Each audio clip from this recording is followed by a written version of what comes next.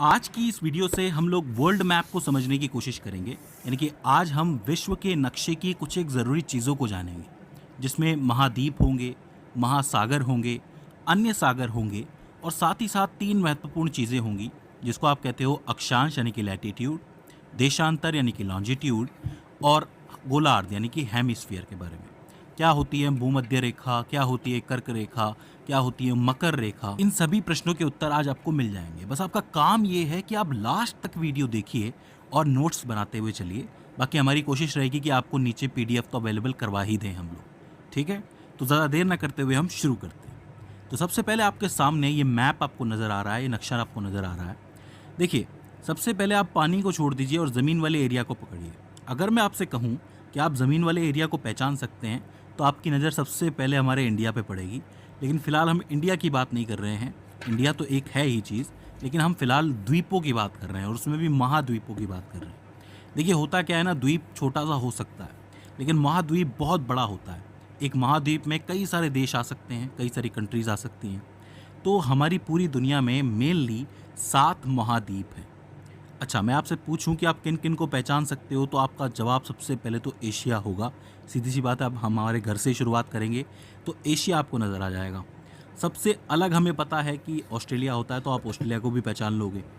इसके अलावा ये जो हिस्सा आपको नज़र आ रहा है, ये है आपका अफ्रीका, और ये वाला जो हिस्सा है, जो कि मिला हुआ नज़र लग रहा है आपको एशिया के अंदर, वो है आपका यूरोप। इधर की तरफ आओगे तो ऊपर है नॉर्थ की तरफ है, क्योंकि ये तो ये नॉर्थ अमेरिका, और नीचे चलोगे तो नीचे आपका साउथ अमेरिका, और आखिर में सबसे नीचे अगर आप देखोगे तो आपको अंटार्कटिका भी नज़र आ जाएगा।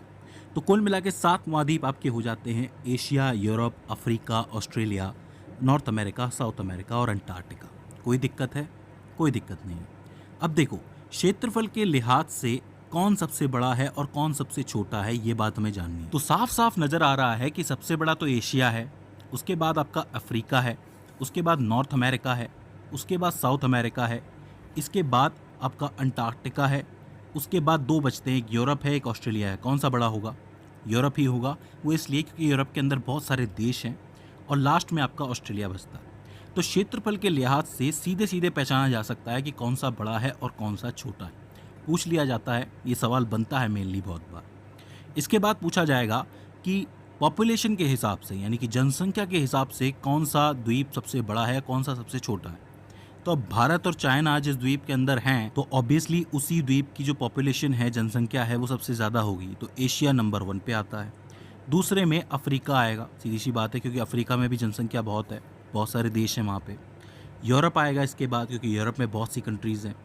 इसके बाद नॉर्थ अमेरिका, फिर साउथ अमेरिका, उसके बाद ऑस्ट्रेलिया, और सबसे लास्ट में अंटार्कटिका। ऑब्वियसली बात है, वहाँ पे बहुत बर्फ़ है, इसलिए बहुत कम लोग रहते हैं। तो जनसंख्या के हिसाब से सबसे बड़ा एशिया हो जाता है और सबसे छोटा अंटार्कटिका हो जाता है। तो इसको पहचानना मुश्किल नहीं है। तो पहली 2 चीज़ें आपको याद रखनी है: क्षेत्रफल के लिहाज से बड़ा कौन है, छोटा कौन है, और जनसंख्या के हिसाब से छोटा कौन है, बड़ा कौन है। ठीक है, अब देखो, ये तो महाद्वीप हो जाते हैं, लेकिन इन्हीं से जुड़े हुए 2-3 नाम और आपको सुनने को मिलते हैं। पहला है ग्रीनलैंड। ये जो एरिया आपको नज़र आ रहा है, ये अलग से एरिया बचता है, तो ये ग्रीनलैंड का एरिया है। आता ये नॉर्थ अमेरिका के अंदर ही है, लेकिन हम लोग इसको ग्रीनलैंड कहते हैं क्योंकि ये जगह ही ग्रीनलैंड है। इसके बाद आती है यूरेशिया। अब यूरेशिया 2 शब्दों से मिलकर बनी है, एक है यूरोप और एक है एशिया। ये जो आपको बीच में दिख रहा है ना, लाइन जो दिख रही है, इसको आप कहते हो यूरान माउंटेन्स, यानी कि यूरान के जो पहाड़ हैं, वो यूरोप को और एशिया को अलग अलग करते हैं। चूंकि यूरोप और एशिया के बीच में कोई बहुत बड़ा समुद्र तो है नहीं, तो इसीलिए ये आपस में मिलकर यूरेशिया बनाते हैं। Europe plus Asia, Eurasia. तो अगर आपसे कोई यूरेशिया कहे, तो आप यूरोप और एशिया दोनों को कंबाइन करके बताओगे। तीसरा शब्द आता है ओशेनिया। देखिए, ऑस्ट्रेलिया तो आप जानते हैं, ऑस्ट्रेलिया एक महाद्वीप है, लेकिन ऑस्ट्रेलिया के आसपास भी बहुत सारे द्वीप हैं, आप लोग देख सकते हो। जब आप इस पूरे को मिलाओगे, तब बनेगा आपका ओशेनिया। क्योंकि ये थोड़ा सा अलग भी है, दुनिया से थोड़ा सा अलग दिखता भी है, तो इस पूरी जगह को ओशेनिया कहा जाता है। तो 3 वर्ड्स हो जाते हैं, एक ग्रीनलैंड हो जाता है, एक यूरेशिया हो जाता है, और एक ओशेनिया हो जाता है। तो आपको बिल्कुल भी कंफ्यूज नहीं होना है। तो ये तो आपकी महाद्वीपों की बात हो जाती है। अब हम बात करते हैं महासागरों के बारे में। तो कितने महासागर हैं हमारे पास? 5 महासागर हैं। देखो, पहले तो महासागर और सागर के अंदर फ़र्क समझ लो। महासागर का मतलब ये होता है कि एक महासागर में कितना पानी है, मतलब कितनी क्वांटिटी है वाटर की, कितना वॉल्यूम है, कितना आयतन है। जैसे कि आपके सामने 2 डब्बे रखे हुए हैं, एक छोटा एक बड़ा है, तो किसका आयतन ज़्यादा है? बड़े वाले का है, क्योंकि इसमें ज़्यादा वाटर आ सकता है, ज़्यादा पानी आ सकता है। इसी तरीके से एक महासागर और सागर में फ़र्क ये होता है कि एक महासागर में बहुत सारा पानी होता है बजाय कि एक सागर के। तो इसका मतलब महासागर 5 ही है हमारे पास।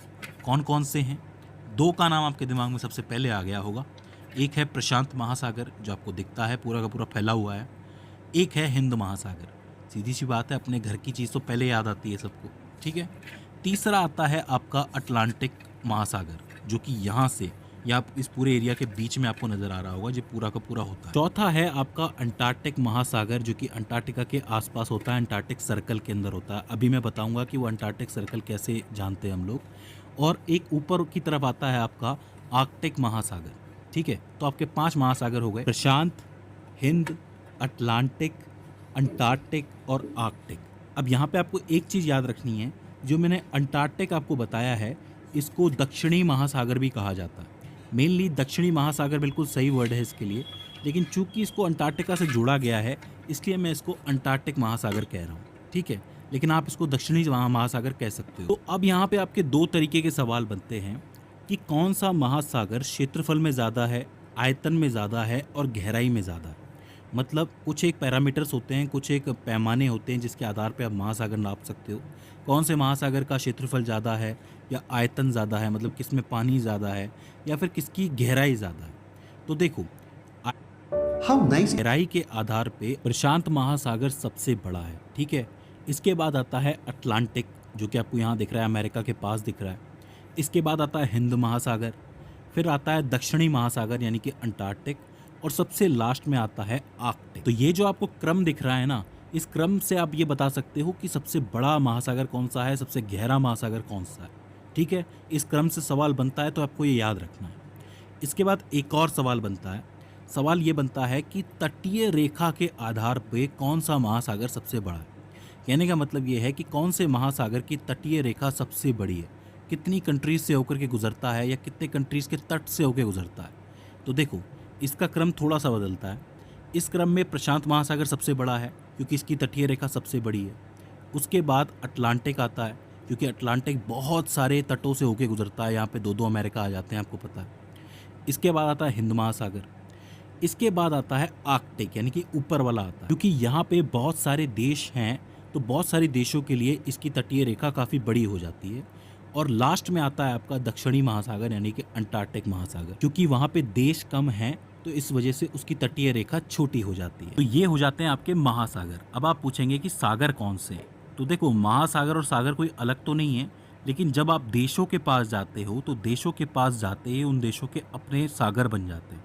जैसे हिंद महासागर तो आपको पता है, वो तो एक महासागर है। लेकिन जब आप बंगाल के पास जाओगे, तो आपको मिलेगी बे ऑफ बंगाल, यानी कि बंगाल की खाड़ी। तो वो एक सागर है, क्योंकि भारत की अधिकतर नदियाँ जो होती हैं, वो बंगाल की खाड़ी में जाके ही गिरती, ठीक है। इसके बाद जैसे अरेबियन सी आ जाता है, जैसे कि आपका मिडल ईस्ट यहाँ पे होता है, जहाँ पे अरब कंट्रीज़ होती हैं, तो उनके पास के सागर को अरेबियन सागर कहते हैं। नीचे आओगे तो गल्फ ऑफ एडन कहलाता है ये। इधर की तरफ साउथ चाइना का सागर है, ऊपर थोड़ा ईस्ट चाइना का सागर है।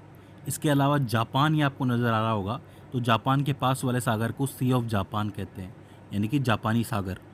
ऊपर आप चलोगे तो ग्रीनलैंड के पास भी एक सागर मिलेगा। मध्य अमेरिका के पास आपको मिलेगा कैरेबियन सी। तो इसी तरीके से देशों के पास जब आप जाते हो, तो वहाँ पे आपको सागर बटे हुए मिलते हैं कि किसी के नाम से सागर है, किसी के नाम से सागर है। जब हम देशों की बात करेंगे, तो मैं आपको सागरों के बारे में और अच्छी तरीके से बताऊंगा। तो मुझे उम्मीद है कि आपको महाद्वीप समझ में आ गए होंगे, महासागर समझ में आ गए होंगे।